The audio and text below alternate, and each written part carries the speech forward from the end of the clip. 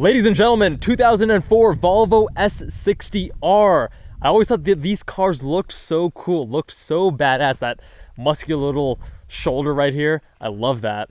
They're all-wheel drive. It actually uses the Haldex Gen 2 system, which is essentially a front-wheel drive based all-wheel drive system, but as needed, depending on what it detects in the rear, when the rear is slipping, it'll send power to the rear. I think it's up to 70% torque, if I'm not mistaken. Correct me with a comment down below if needed. We're powered by a 2.5-liter turbocharged 5-cylinder, but the engine, again, this is Haldex, right? So the engine is sitting in front of the front axle. It comes with Brembo brake standard, and these 18-inch wheels are wrapped in P0 tires, 235 section width, square setup. The car is actually totally stock, except for some front subframe inserts to help stiffen up the front. Other than that, completely bone stock. And getting into the interior, leather on leather on leather. This is designed and manufactured by this company called, I think it's Bridge of Ware or Wire in the UK. And these seats, I feel like I'm in a Lazy Boy. They're so soft and cushioned, and essentially a Lazy Boy that has some bolstering to the sides, which is funny. Blue seats, blue leather, blue gauges. Again, in 2004, obviously it's all analog. Manual transmission, but look at this. It has this really strange cover here that rotates. Like, it's, I've never seen anything like that before. Really interesting. Now the 2.5-liter engine here is making 300 horsepower, 296 pound-feet of torque. It's bored out from their 2.3-liter 5-cylinder, and part of the issue there is the engine block can crack with excessive heat. So we're not gonna go too ham on the car today, but those thinner walls, I guess they didn't really think that one through. Now, first impressions, very soft car. Everything is slow and a little bit mushy. A lot of sound deadening. It's relatively quiet in here. Engine not too loud.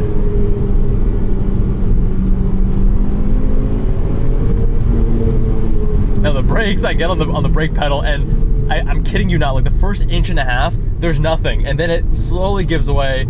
Not a very solid brake feel.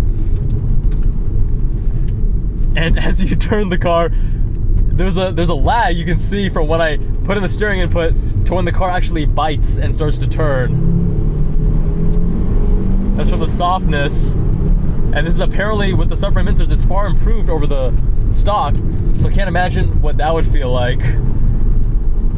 These couch seats, even with their bolstering, are moving all around. And the steering gives you like a little bit of feedback, but it also gives you a lot of like vibration and judders from just hitting bumps. So it's definitely corrupted quite a bit in that regard. Very light steering. And again, the lagginess is kind of the overall feeling and the vibe I'm getting here. When I get on the brakes, it takes a minute for it to bite. The throttle, there's a little bit of lag. There we go, now it builds. That was full throttle right there. Took a second or two to get into the boost though. Yeah, so I'm getting some texture and then some judders. The clutch though is a mile long. The clutch actually sticks further out than the other pedals, and I wasn't able to get situated comfortably. My left thigh was hitting the steering wheel, so I had to move my seat further back. Let's give it a pull.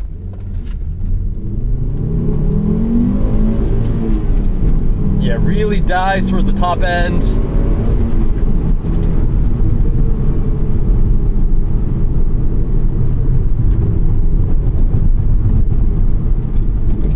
Now the owner, Kevin, he got this as his daily driver. And I think for that, it's actually a really cool car. It looks great.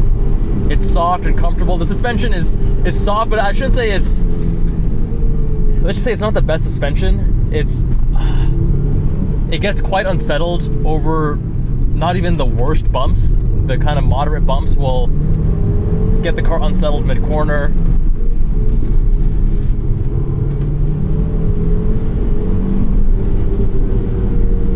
But if you're going to and from work, just commuting, and you want to have a little bit of fun, this car is going to give you giggles, not because it has brilliant driving dynamics, but because it's just quirky. This 5-cylinder turbo engine, again, a little bit quiet. I guess maybe you can try rolling down the window. Let's see how that.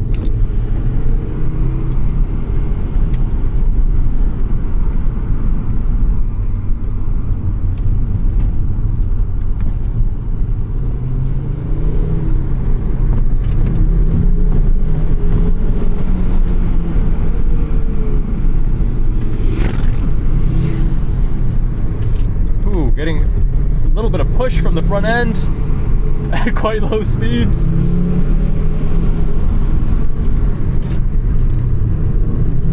Yeah, definitely not a car that wants to be pushed. This is a car that you drive at like, you drive and enjoy at like 6/10. Because when you start pushing it beyond that, it's more that you're laughing at the car, not with it, if you know what I mean.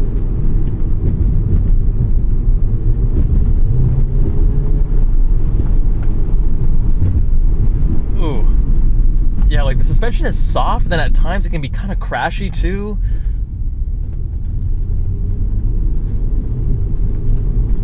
Apparently the coilovers are designed by Öhlins and manufactured by Monroe, this, I believe it's a US based company. But I mean, 150,000 miles on the clock. I'm sure it felt a lot sharper when it was new. A lot of these components are getting a bit tired at this point. Car is what, around 20 years old?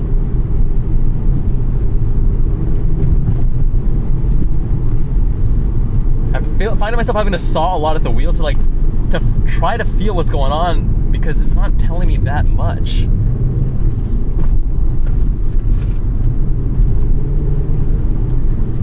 But even on these lower speed corners where you can really get into the throttle and throw it around a little bit, you feel that limitation of the Haldex all-wheel drive system, where it is front biased, where it doesn't want to rotate, where the engine being in front of the axle doesn't make the front end as responsive and as sharp as you would want it to be.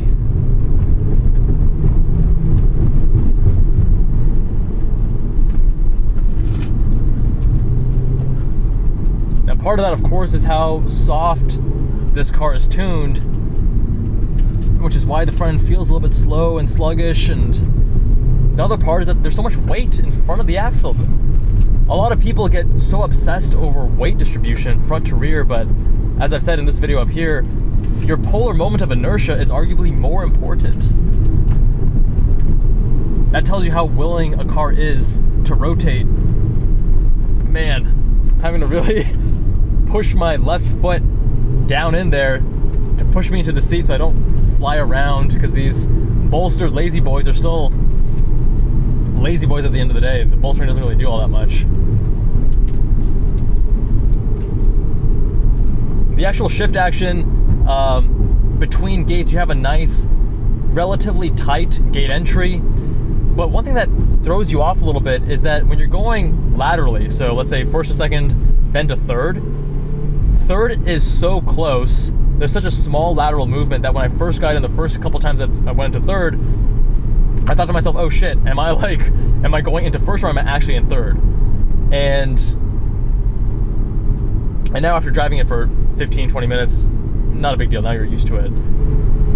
But one thing you have to appreciate in the car is that they at least made the thing congruent. Like, everything is soft, even the clutch engagement is soft, and as you shift between gears, if you don't match the revs perfectly, it still dampens it, it's still soft, right? The suspension is soft, the inputs are soft, the clutch, the brake, the throttle, everything is at least congruent. I think it's a bit frustrating is when one thing, like the throttle is really sporty in a car, but the other things are not.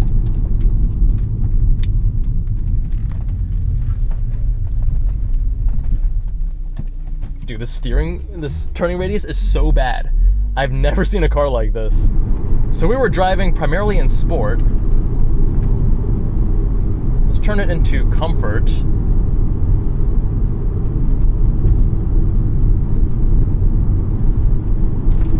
Very cush, very soft, and advanced. Huh, that's actually impressive. the degree of ride quality change from comfort to advanced is stark. You're getting multiple personalities with this vehicle. Still not that sophisticated in terms of the actual damping and such, but you notice a substantial difference between comfort to advanced. And I love that when cars have multiple personalities, it's so endearing. It's so, you're getting more experience for your money. And the owner, Kevin, he bought this for like $8,000, which I think is actually great value. Yeah, I'd say for a road like this, sport is probably the best setting. Advanced is a little bit too stiff. Let's go back into sport.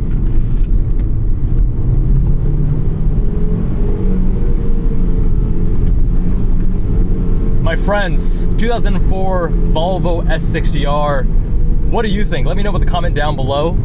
If you want your car reviewed, visit us on JabalOnCars.com. Big thanks to Fenton's son for the Zygreen YouTube channel for making this review possible. Big thanks to Kevin, the owner, for letting me review his car.